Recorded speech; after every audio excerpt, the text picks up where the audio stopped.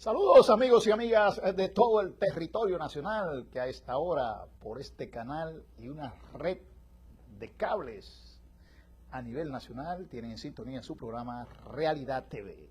La realidad como es, solo aquí en Realidad TV. Yo soy Tomás Suriel Pérez y le invito a compartir una hora de comentarios y análisis de los principales acontecimientos ocurridos aquí en la República Dominicana y en el resto del mundo. Gracias nueva vez, gracias a Dios por encontrarnos nuevamente con ustedes, queridos amigos y amigas.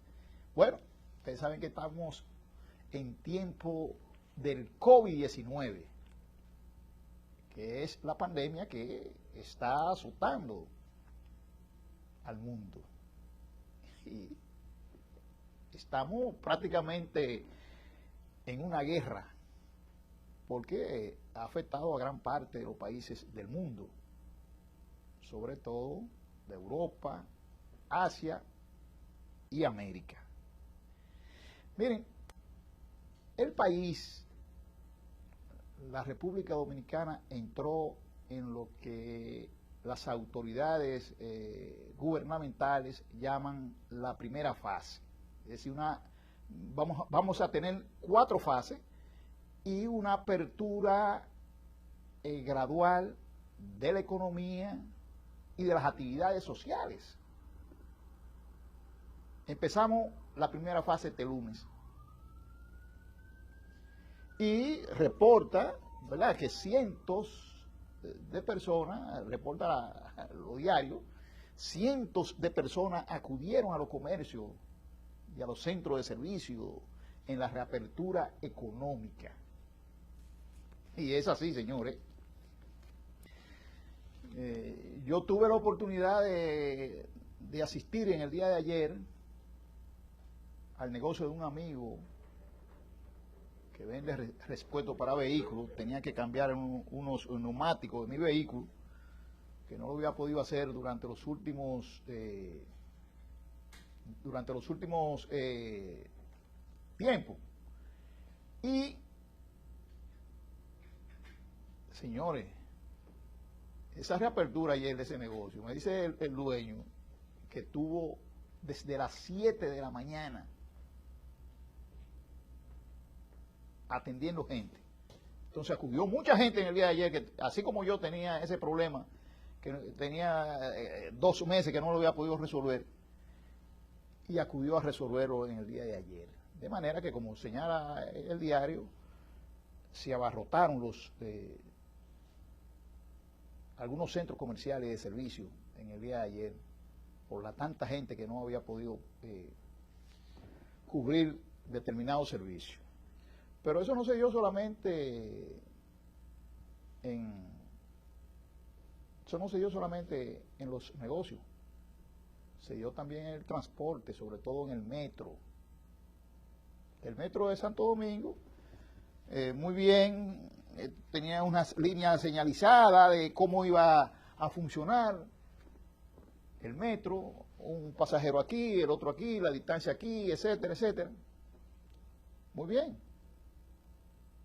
La prensa cubrió, tomó fotografías y, señores, pero la realidad se presentó en el mismo día, en el mismo día de servicio del metro, es decir, el lunes, cuando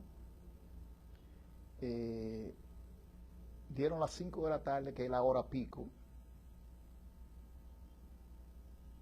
y que la gente apresurada salió a buscar transporte, y como el transporte está limitado, solamente el metro y la ONSA están trabajando y algunos servicios privados, pues se agolpó todo el mundo ahí. Y en esa hora pico, señores, con un toque de queda que inicia a las 7 de la noche, y usted a las 5 de la tarde quedado, por ejemplo, en el centro, en el polígono central de la ciudad de Santo Domingo, y usted tiene que desplazarse a Villamella, o tiene que desplazarse al municipio de Santo Domingo Este, mire, se armó la del No Te Menees, el aglomeramiento de gentes. Yo creo que el señor director tiene un video por ahí sobre ese agolpamiento de gente. Vamos a ver si lo vemos. Me le pone el audio, señor director. Cuando esta vaina se explote. Mira. Ya cállese, que si abre la boca se le pega más. Sí, súbesela al gobierno porque lo vea Danilo. Mira el distanciamiento social que tenemos en el metro. Tremendo distanciamiento. Maldito distanciamiento. Mira el distanciamiento, mira. Como burrito aparejado aquí todo el mundo. Como Y anoche. allá caman en su intensivo cuando esta vaina se explote. Mira. Sí, pero Ya ustedes ven, no hay distanciamiento social, no hay nada. Pero eso no se ha producido solamente aquí en República Dominicana, para ser justo, porque también le queremos cargar el dado siempre a los dominicanos, no es así. En toda parte donde han abierto, en España, en Italia, en Francia, en Estados Unidos, han sucedido cosas parecidas. Es decir, la humanidad, esta humanidad, esta generación no está acostumbrada a estar encerrada definitivamente. Y hay muchas alternativas para que un ciudadano esté fuera de su casa haciendo tal o cual actividades. Es difícil encerrar. Y ese confinamiento que han sufrido una parte importante de la humanidad durante cerca de 60 días, óyame, cuando se logra un poco de vuelta a la libertad, mire, se producen esos casos que se dio en el metro. Pero de todas maneras, hay que conservar el protocolo que se recomienda en estos casos. Por ejemplo, ahí en el metro, algo importante, todos los ciudadanos que estaban en ese vagón tenían su mascarilla, algo muy importante. La otra cosa importante es que hay que conservar el distanciamiento entre una persona y otra para evitar el contagio. Pero bueno, así se desenvolvió el asunto. Ya los pequeños negocios han abierto, era un reclamo que hacían, porque una economía que depende principalmente de la micro, pequeña y mediana empresa no puede estar cerrada definitivamente. Entonces, hay una apertura gradual. Las autoridades que adopten las medidas que tengan que adoptar para que se mantenga el protocolo indicado. Cada actividad social o comercial debe de tener un protocolo X. ¿Por dónde se produce el mayor contagio del virus? En los hospitales, primer foco de contagio. Pero el segundo foco de contagio es el transporte. Segundo foco de contagio es el transporte. Entonces, tienen las autoridades que asumir que se cumple el protocolo en todos los niveles. Yo le decía que tuve un negocio, un amigo, del amigo Miguel Lajara, 4x4 Precision, está ahí en la autopista de San Isidro. Es un negocio para automóviles, venta de neumáticos, baterías, prestan servicios de todo tipo a los automóviles. Y le decía que acudía ahí y había mucha gente cuando fui. Hasta quería irme para volver después, pero bueno, me quedé. Y vi que se presentó un inspector, supongo, no pregunté, supongo que era de Salud Pública o del Ministerio de Trabajo, uno de esos dos. Se presentó un inspector para conversar con el administrador de ese negocio, a fin de que cumplieran con el protocolo. Eso está muy bien.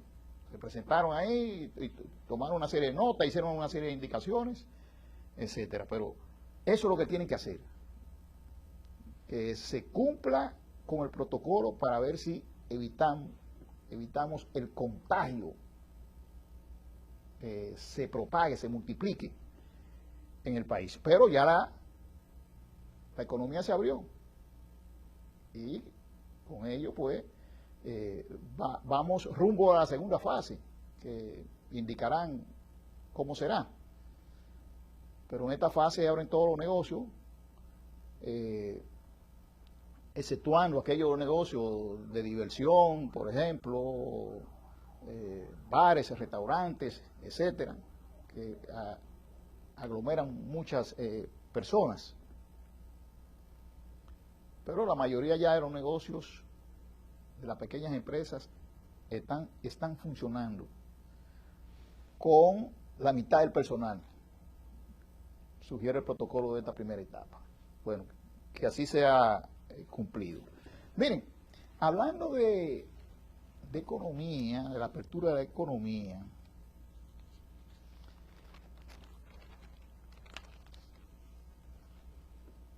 el gobernador del Banco Central de la República Dominicana, el señor Héctor Valdés Albizus, ahí muy rozagante que se ve el señor gobernador Valdés Albizus, saludable, gordo y colorado, como decían los reformistas en su tiempo. Bueno, Héctor Valdés escribió un artículo, publicó un trabajo en todos los diarios de circulación nacional, donde él se opone tajantemente, el Banco Central y por supuesto su gobernador se oponen tajantemente al proyecto de ley que busca transferir a los cotizantes del fondo de pensiones, transferir a los cotizantes del fondo de pensiones el 30% de sus ahorros.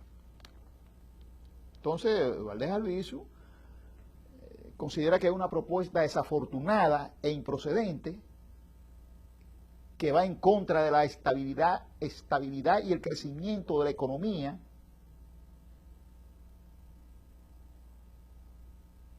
y por eso se opone tajantemente a que los fondos de pensiones sean tocados. Bien, y expuso sus razones, un artículo muy bien argumentado, etcétera. Dice que esa propuesta carece de los fundamentos técnicos, analíticos elementales y adolecen de sustentación teórica y legal.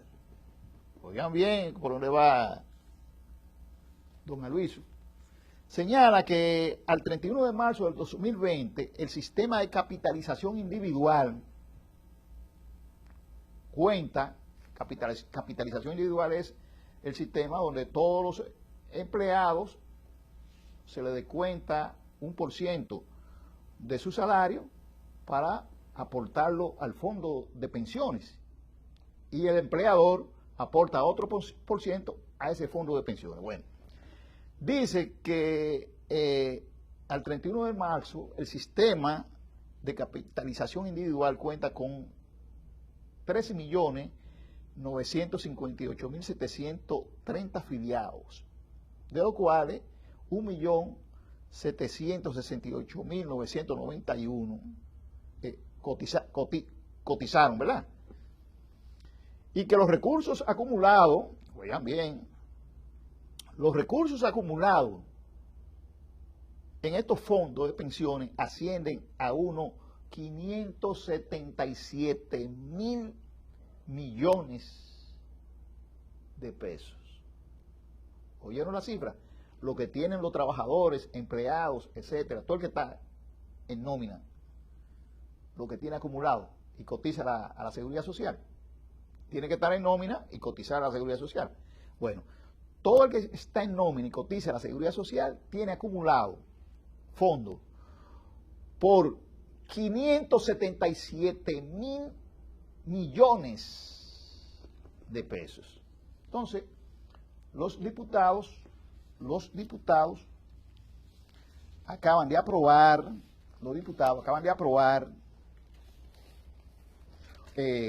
el informe de la comisión que está estudiando ese proyecto de ley. Los diputados de esa comisión acaban de aprobar ese informe, y lo aprobaron, señores, a unanimidad. La Comisión Permanente de Salud y Seguridad Social de la Cámara Baja aprobaron el proyecto de ley que permitiría el retiro de hasta un 30% de los fondos acumulados por los trabajadores en las administradoras de fondos de pensiones AFP. La Comisión Permanente de Salud de la Cámara de Diputados aprobó por unanimidad y sin modificación el proyecto de ley que permite el retiro único y anticipado de hasta el 30% de los fondos acumulados por los trabajadores. Ahora, bien, los diputados aprobaron eso, el gobernador del Banco Central se opone y supongo que el gobierno también se opone. Y por supuesto el partido de gobierno. Ahora, ¿qué pasa? Esos argumentos también fundamentados de Héctor Valdés Albizu, esos argumentos explicados en ese artículo que comentamos hace un ratito, donde dice que si se retiran esos fondos de pensiones, la acumulación de la inflación va a ser extraordinaria y va a desestabilizar la economía, los precios, que las divisas van a sufrir. Bueno, él pone muchísimas razones. Bien. Pero fuimos sorprendidos, todos los ciudadanos, con la información de que la AFP o las AFP le concedieron, o mejor dicho, el gobierno le solicitó 40.000 millones de pesos que estaban en el Banco Central para la AFP, que está administrada por la AFP para el gobierno. ¿Qué va a hacer el gobierno con esos fondos? Bueno, el gobierno dice que el gobierno usará esos recursos en planes sociales y reactivación de la economía. Obviamente se lo niegan a los trabajadores, que es para esos mismos fines. ¿Para qué lo quieren? ¿Para qué el 30% para los trabajadores? Bueno, para eso mismo, para reactivar la economía. Se lo niegan a los trabajadores, pero se lo dan al gobierno. Y a un gobierno que está próximo a cumplir su mandato. Entonces, a mí me gustaría que el gobernador del Banco Central, Héctor Valdés Albizu, con esos mismos argumentos que él utilizó en ese artículo amplio que publicó en la prensa, donde dice que esa propuesta del proyecto carece, oigan bien como dice, adolece de sustentación teórica y legal y de fundamento técnico.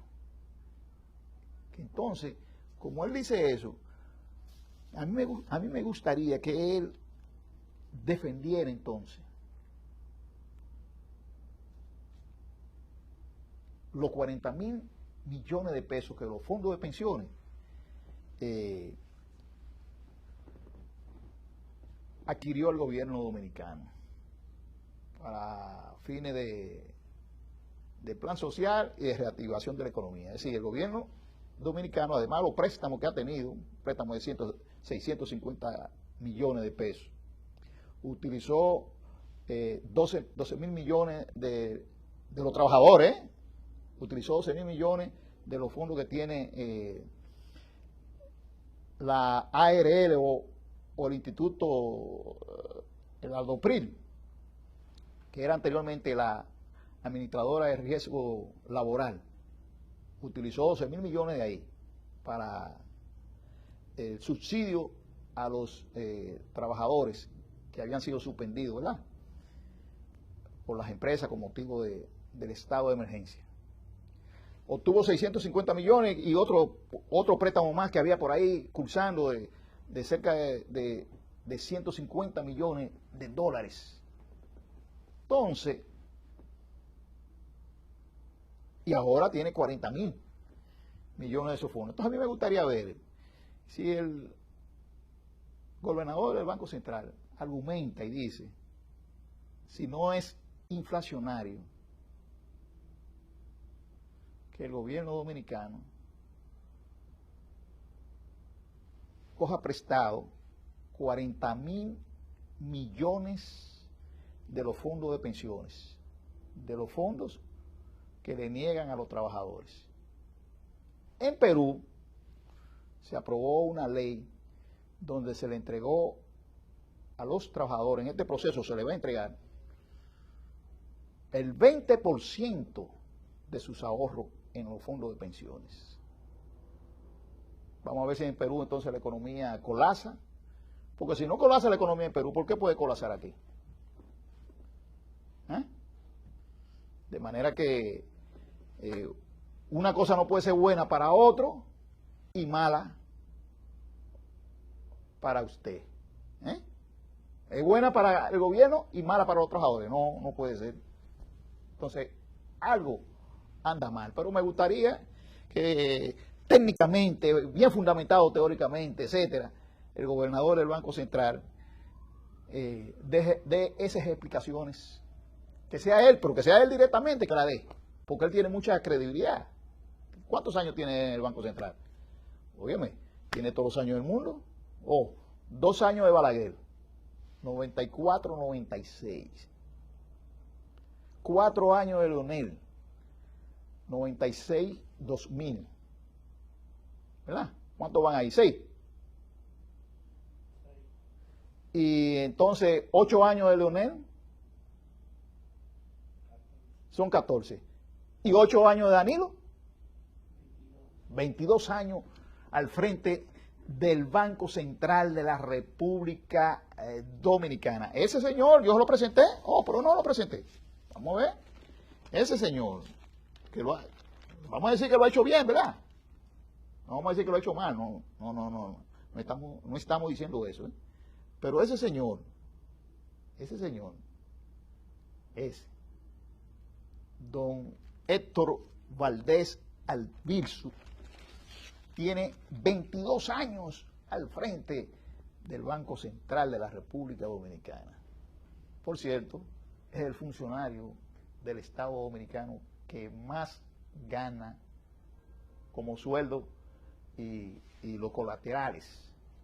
Gana 3 veces más que el presidente de la República. ¿Te estoy oyendo? No, cuando se pensione, ahí que la puerca va a retorcer el rabo y le corresponde su pensión. Y los pobres trabajadores, ¿para cuándo? Como decía la canción. ¿Los trabajadores para cuándo?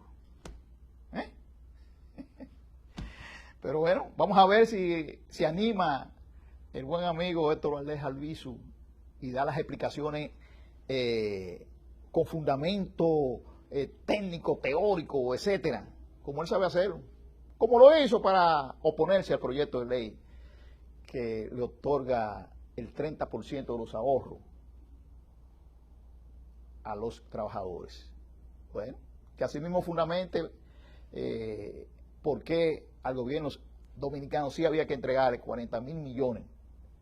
Quién sabe si hay otra partida, o esta es una primera partida, 40 mil millones de esos mismos fondos, y eso no causa ningún estrago en la economía, pero si se le entregaba a los trabajadores sí causaba algún que otro problemas económicos. Vamos a ver si se anima y da esas explicaciones. Señores, una pausa y en breve estamos con ustedes.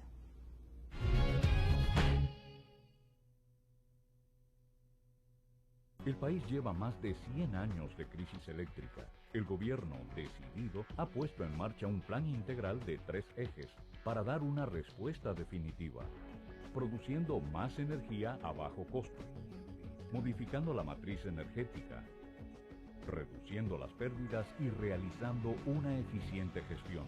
Hacerlo con responsabilidad, transparencia y calidad requiere tiempo. La espera dará frutos, logrando eliminar el obstáculo que frena el desarrollo del país.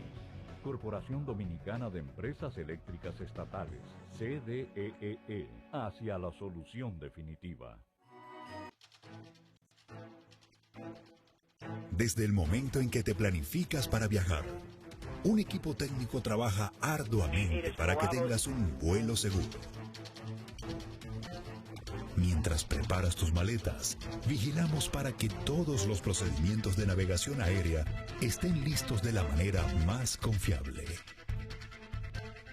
Antes que llegues al aeropuerto, nuestros técnicos dan los avisos, aprueban el plan de vuelo y coordinan la ruta para garantizar que llegue feliz a su destino. Durante tu chequeo, ya nos hemos asegurado que cada certificación, cada protocolo y cada norma aeronáutica haya sido cumplida. En el Instituto Dominicano de Aviación Civil trabajamos para supervisar y vigilar el cumplimiento de las normas internacionales sobre seguridad operacional de la aviación civil.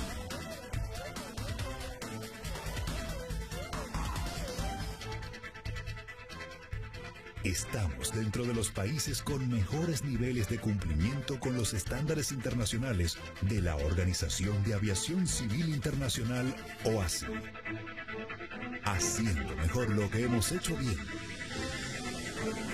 Instituto Dominicano de Aviación Civil IDAC. Garantía de la seguridad operacional de la aviación civil. Volando hacia la excelencia.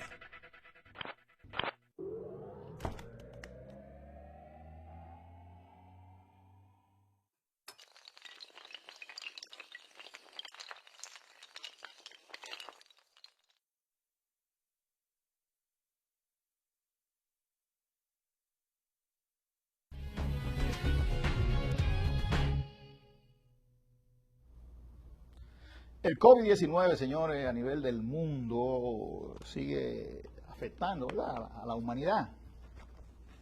Eso es así. Ya vamos por 5 millones de personas en el mundo que han sido contagiadas por el virus. Y de esos 330.000 han fallecido. Estados Unidos con más de 1.500.000 afectados y 94.000 muertes. Señores, así anda la cosa por allá.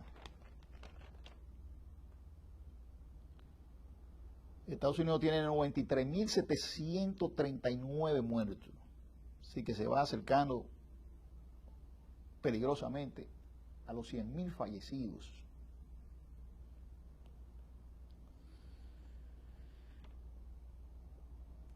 Y aquí en la República Dominicana tenemos 13.657 contagiados y 448 muertos. Señores, apenas fallecieron 2 personas en el país en las últimas 24 horas. Y eso muy bien. Habla muy bien de que todavía no se puede decir que está controlada la pandemia, pero que se está avanzando. Ojalá con la apertura gradual de la economía y de algunas actividades sociales, ojalá no se no hay un rebrote de la infección contagiosa. Bueno, decíamos entonces que Estados Unidos sigue siendo acá, bueno, las Américas, porque estamos hablando del mundo. Cuando nos vamos al mundo,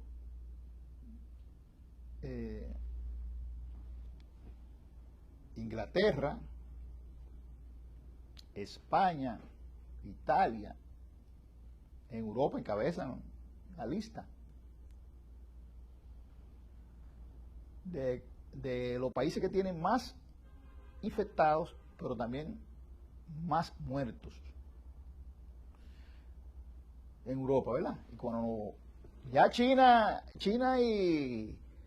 la India, esos países asiáticos prácticamente han estabilizado el problema de la pandemia. Ahora es en Europa y es en América que está concentrado, y en América de una forma muy peculiar. Miren, según los datos de la Universidad Johns Hopkins, ¿verdad?, que era una universidad especializada en esos asuntos, Estados Unidos sigue siendo el país más afectado del mundo, a reportar alrededor de 1.500.000 personas contagiadas, con 93.000 fallecidos. Y la situación empeora en la ciudad de Nueva York, que nosotros, los dominicanos, conocemos muy bien. En Nueva York, considerado el epicentro del mundial de la pandemia, registra 354.000 enfermos y 28.600 fallecidos, señores. Y de esos 354.000 enfermos y 28.600 fallecidos, hay, siempre lo digo y lo debo de reiterar, hay cientos, tal vez miles de dominicanos infectados y fallecidos. Brasil, de Latinoamérica, es el país más afectado, con 291.000 infectados. Y oigan bien, Brasil, el presidente de Brasil, que quiere la apertura de la economía, que ha relajado, que no le ha dado la importancia que amerita, que no le ha dado la importancia que amerita el coronavirus COVID-19. Brasil tiene al día de hoy 18.800 fallecidos. ¿Ustedes están entendiendo cómo va la cosa? 18.800 fallecidos. Le sigue a Brasil Perú, con 104.000 infectados y 3.000 decesos. Canadá, 81.000 contagiados y 6.100 fallecidos. México, con 5.600 fallecidos y 54.000 casos de personas infectadas. En México, el presidente de México era otro, que no creía, que la pandemia, incluso yo lo vi sacar un crucifijo, no, en una rueda de prensa, con este crucifijo se va a proteger la ciudadanía. Mira cómo está México. Miren cómo va México. Con 6.600 fallecidos. Chile, 53.000 infectados y 540. Ecuador, 34.800 infectados y 2.888 defunciones. Colombia, 17.600 contagiados, 630 personas fallecidas. República Dominicana, con más de 13.000 enfermos, y ya dijimos, con 448 fallecidos. Entonces, Así anda la cosa por el continente americano. De manera que la pandemia le ha dado bastante duro. Y eso que hay cifras que tú no la puedes creer, por ejemplo, de Venezuela. Venezuela no llega yo creo que Venezuela está en 17 o 18 o 20 muertos todavía.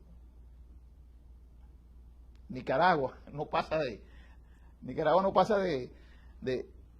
6 o 7. Es decir, cifras que usted no la cree, porque no son reales. Pero si Cuba, que es aliado de Venezuela y de Nicaragua, registra ya cerca de 100 muertos, ¿cómo me van a decir a mí que en Nicaragua y en Venezuela la cifra es ínfima? No, eso no lo cree nadie. Usted sabe, en Nicaragua suben muchos videos, los dolientes de los fallecidos. En Nicaragua se habla de el entierro express, es decir, un entierro rápido. Lo hacen de noche. Entonces no muere por el COVID-19 y hay que enterrarlos huyendo. Y entonces, murió de una neumonía atípica, como ellos dicen. No, hay muchos muertos, mucho más de lo que ellos registran. Entonces quiere decir que en América Latina esta pandemia está dando bastante fuerte, bastante dura. Y vamos a esperar, ¿no?, que llegue que se avance en la vacuna, que ya se está avanzando. China habla de 5 vacunas, que tienen 5 experimentos. Estados Unidos habla de que pronto sacará una vacuna.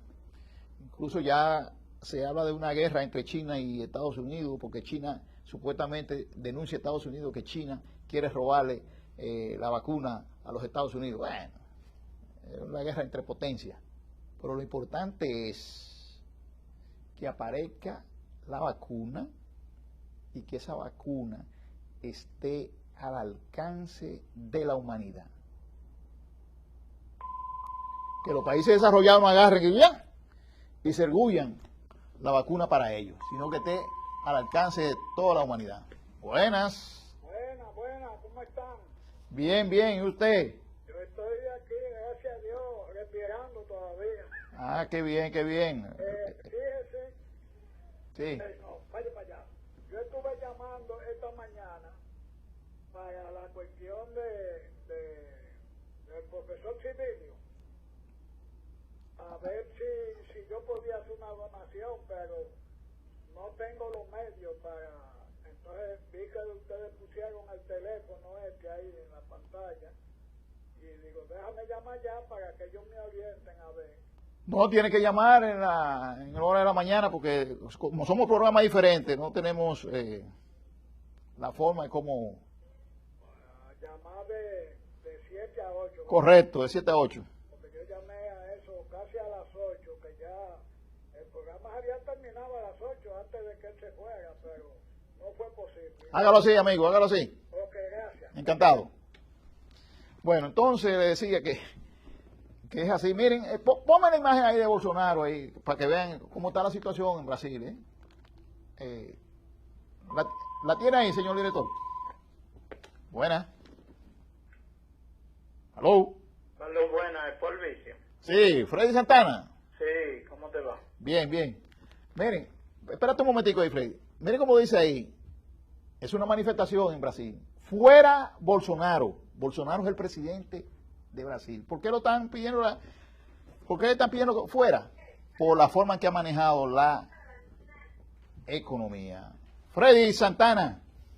¿Cómo está todo, hermano, Tomás Uriel? Bueno, tenemos con nosotros, vamos a conversar esta tarde con el amigo licenciado Freddy Santana, quien es presidente del Colegio de Ingenieros, Arquitectos y Agrimensores.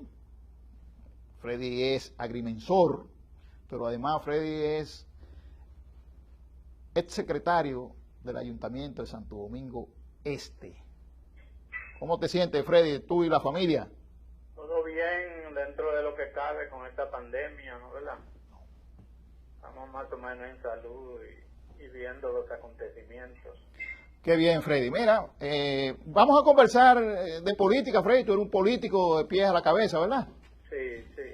Entonces, ahora se está discutiendo en el país el voto en el exterior.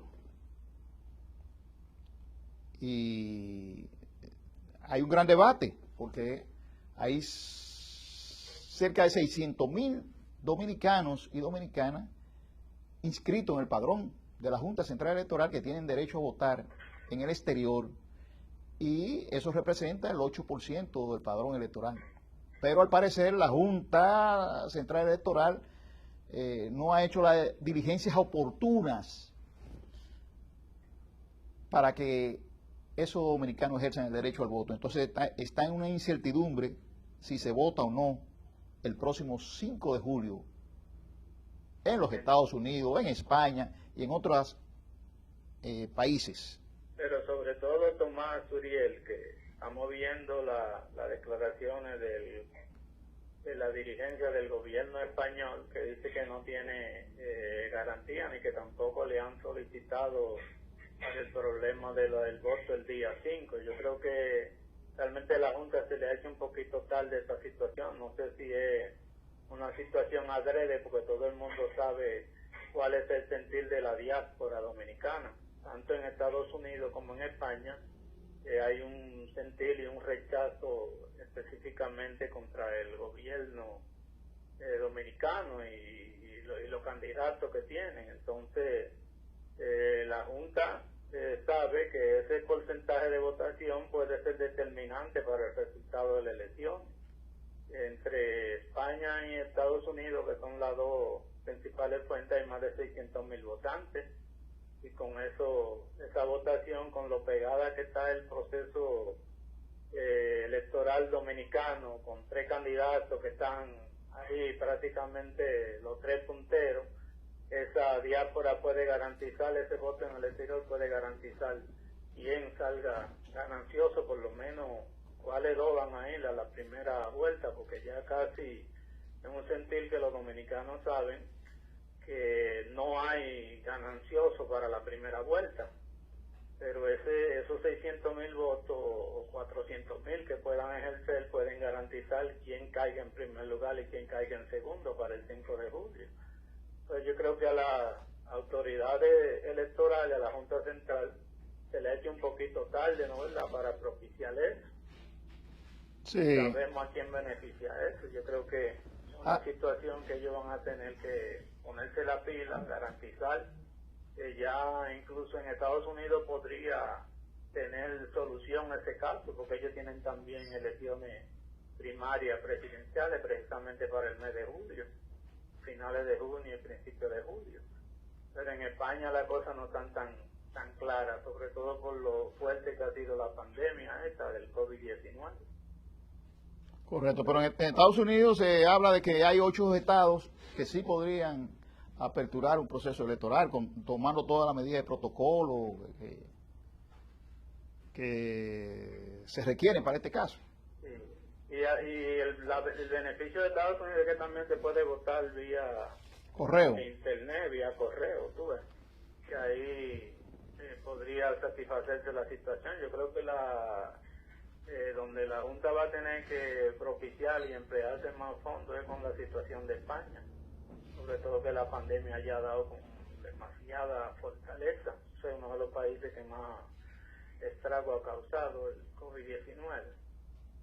Así es. Mira, Freddy, vámonos a las encuestas. Se han publicado varias encuestas.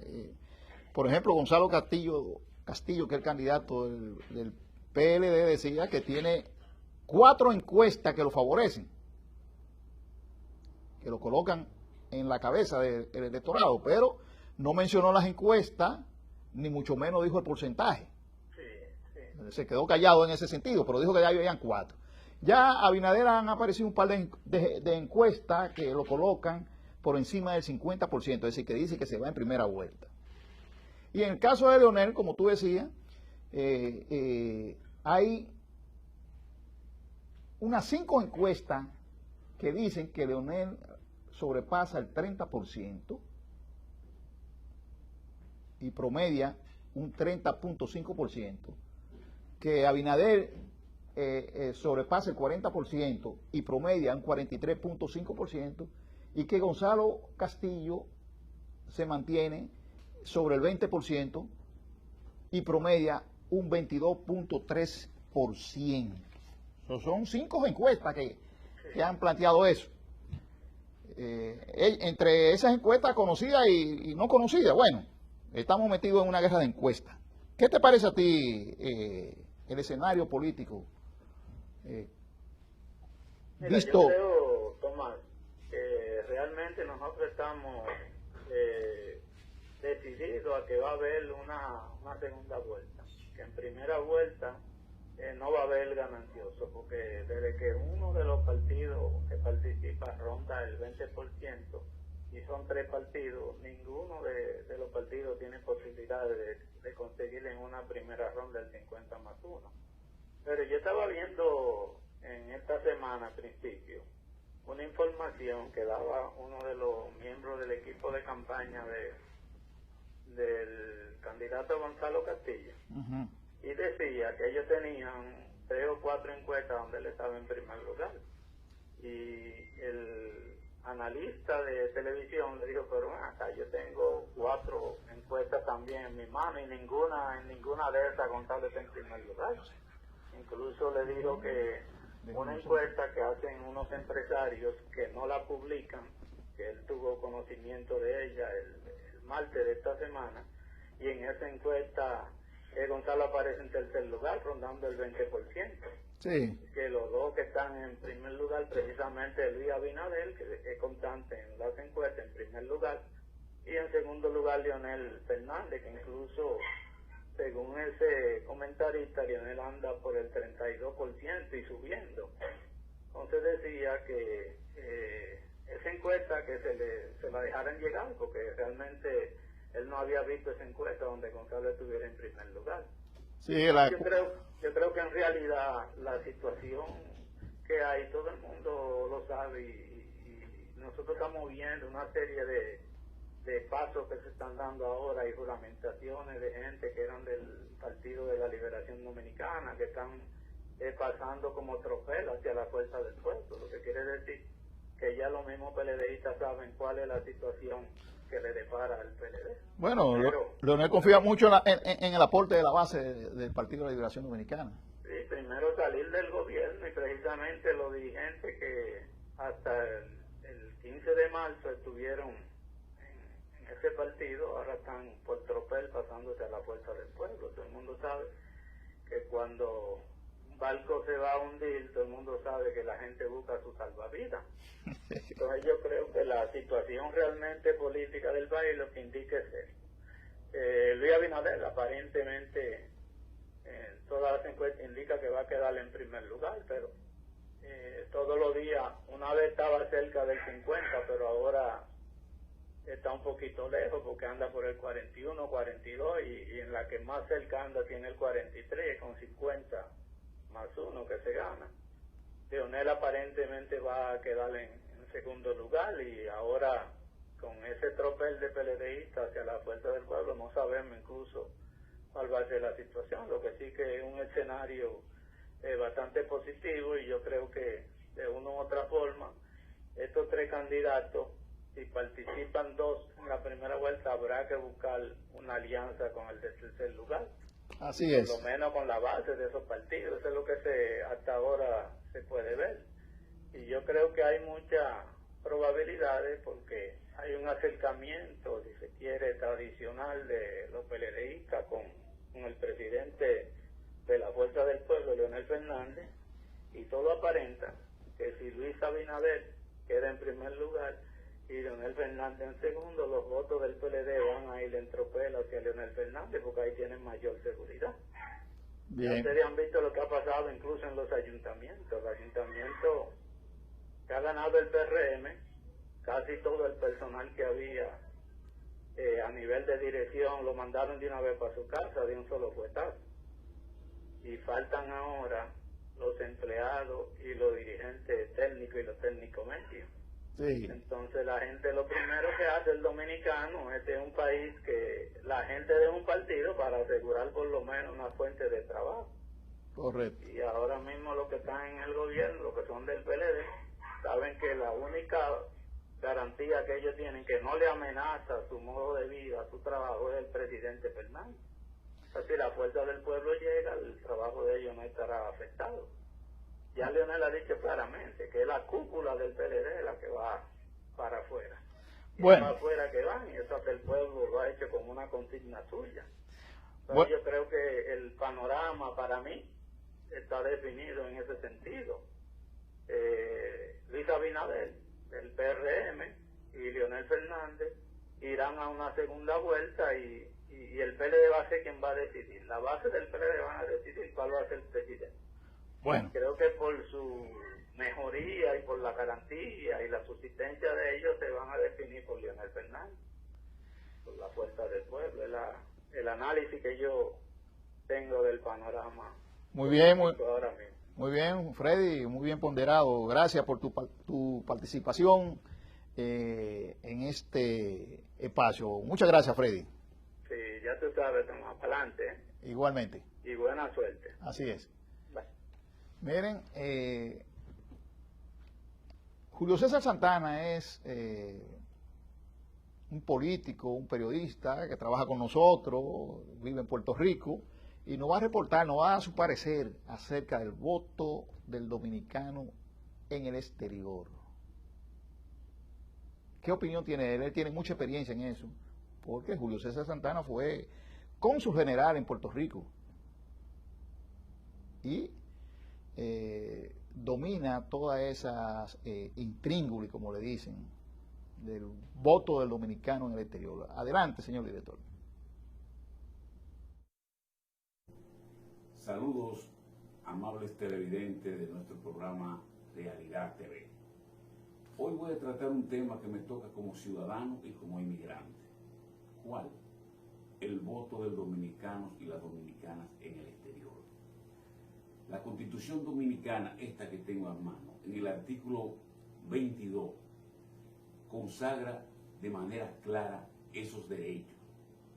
Y solamente esos derechos pueden ser vulnerados si el ciudadano o ciudadana cometen algún acto de traición a la patria, algún acto de terrorismo o algún atentado contra la patria.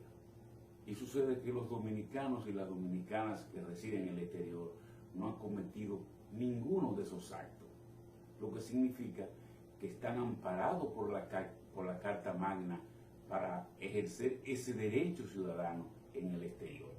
Pero también están amparados en el artículo 82 de la ley 27597, que es la que autoriza al dominicano y a las dominicanas a ejercer el derecho al voto en el exterior. Pero sigue teniendo también otro soporte jurídico. El artículo 136.11 de la ley es la que crea el voto del dominicano y las dominicanas en el exterior. Es decir, otro privilegio que se le da al votante dominicano en el exterior. Y la ley 1519, que es la que autoriza por mandato a la Junta Central Electoral a organizar las elecciones en el exterior. ¿Sí? Esa misma Junta que ha estado flaqueando, que ha estado de rodilla floja, titubeando, con una debilidad que no se había visto nunca, por evitar que casi 600.000 dominicanos y dominicanas voten en el exterior. Señores, y estamos hablando de una franja importante del padrón electoral. Vamos a suponer que de esos 600.000 voten el 40%. Estamos hablando de 238.000 dominicanos que pueden decidir quién va a dirigir los destinos nacionales, quiénes serán nuestros senadores, quiénes serán nuestros diputados.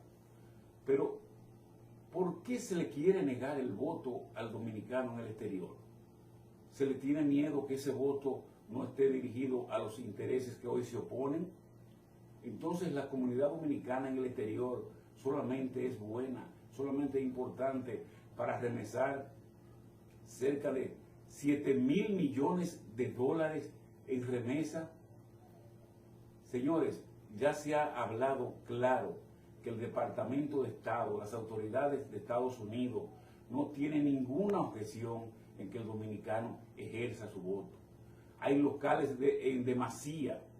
Es la Junta que ha estado dando demostraciones junto a declaraciones de delegados políticos del partido de gobierno de que quieren impedir que el dominicano y la dominicana voten en el exterior. Y le puedo adelantar que sería un crimen de lesa patria si ese propósito llega a materializarse, porque nosotros los dominicanos que residimos en el exterior no nos merecemos que se nos trate de esa manera después de aportar tanto a la economía dominicana, tanto al progreso de nuestro país. Entonces consideramos que hay que luchar y seguiremos luchando para que los dominicanos y las dominicanas podamos ejercer ese derecho constitucional, ese derecho que está establecido en el artículo 22 de la Constitución de la República, es decir, el de elegir y ser elegido.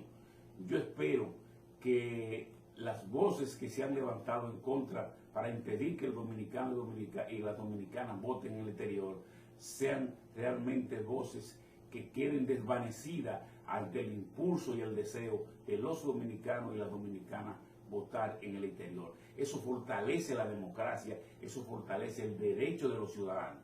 Así es que vamos a estar atentos a ver qué es lo que va a ocurrir.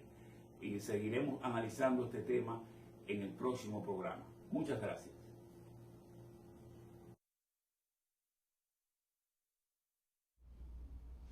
Ahí estuvo Julio César Santana emitiendo su opinión muy apropiada sobre el voto del dominicano en el exterior. Señores, hemos concluido por el día de hoy su programa Realidad TV. Tomás Subiel Pérez desea que pasen buena noche y que nos veamos en el próximo programa.